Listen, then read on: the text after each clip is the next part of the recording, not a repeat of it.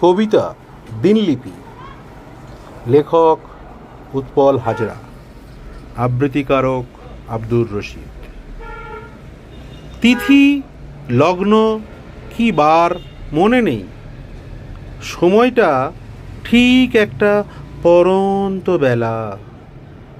দুজনে মুখোমুখি বসে প্রেমের ছলে শুরু।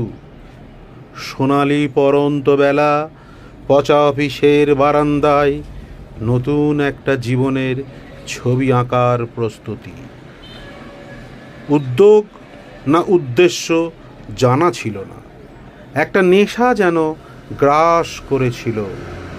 টুকরো টুকরো কাগজের উপর কথার ছবি আঁকা, সেগুলো গল্প, কবিতা না উপন্যাস জানা ছিল না। জানা ছিল মনে মনে কথা বলার রসদ মাত্র।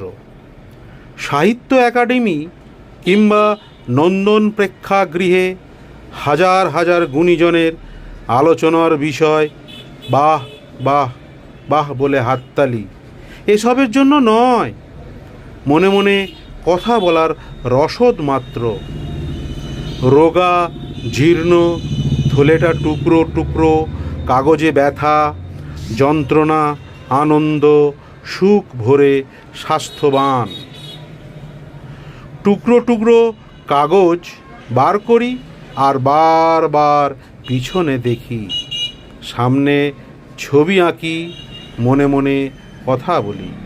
সত্যের পথে শক্তির ঝুলি, দুঃখ ব্যথা যন্ত্রণার ছবি সরিয়ে সুখে আনন্দ্রশ্রু হয়ে ঝরো। পচা গলা পাণ্ডুলিপির সঠিক তথ্য সকলকে বিবেকবান করে তুলবে। ধন্যবাদ।